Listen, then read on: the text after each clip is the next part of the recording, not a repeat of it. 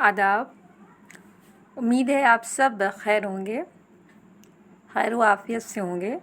सब ने बहुत अच्छे से ईद मनाई होगी। आइए अब हम सबक 20 के बाद सबक 21 पे चलें।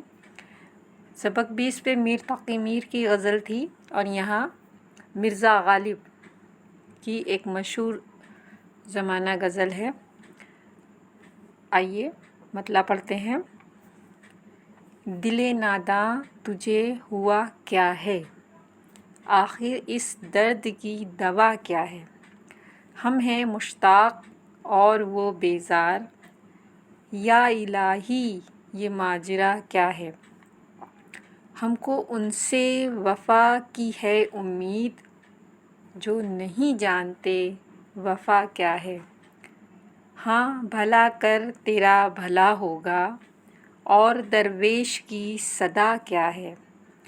मैंने माना कि कुछ नहीं गालिब, मुफ्त हाथ आए तो बुरा क्या है। ये थी मिर्ज़ा गालिब की ख़ूबसूरत गज़ल।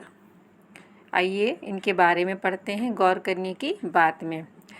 मिर्ज़ा गालिब 1797 में आगरा में पैदा हुए।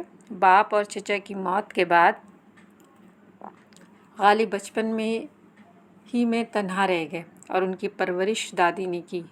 13 साल की उम्र में उनकी शादी हो गई। कुछ अरसे बाद गालिब दिल्ली आ गए और उम्र भर यहीं रहे। गालिब की ज़िंदगी के आखिरी दिन लंबी बीमारी की वजह से तकलीफ़ में गुज़रे, लेकिन उनके मिजाज की शौक़ी और जहन की ताज़गी उम्र भर बरकरार रही। गालिब उर्दू के चंद बड़े शायरों में शुमार किए जाते हैं। वो इब्तिदा में असद तखल्लुस करते थे। तखल्लुस मतलब कलमी नाम, किस नाम से आप लिखते हैं यह आपका तखल्लुस होता है। तो पहले जो मिर्ज़ा गालिब थे वो असद के नाम से लिखते थे, बाद में उन्होंने अपना तखल्लुस गालिब रखा। बाद में गालिब इख्तियार किया।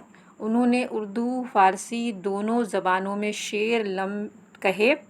गालिब एक जिद्दत पसंद इंसान थे, इसलिए बने बनाए रास्ते पर चलने के बजाय अपने लिए एक नया रास्ता निकाला। यही वजह है कि उनका कलाम दूसरों के कलाम से मुनफरिद है।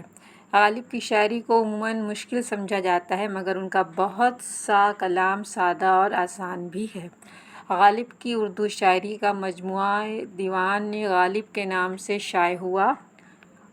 गालिब ने उर्दू नस्र में भी एक नया उसलूब पैदा किया जो उनके ख़ुतूत में नज़र आता है। उनके उर्दू ख़ुतूत के 2 मजमूए अवध हिंदी और उर्दू मुअल्लक़ मारूफ़ हैं। इनके ख़ुतूत से उर्दू में एक नई तरह की नस्र का आगाज़ होता है।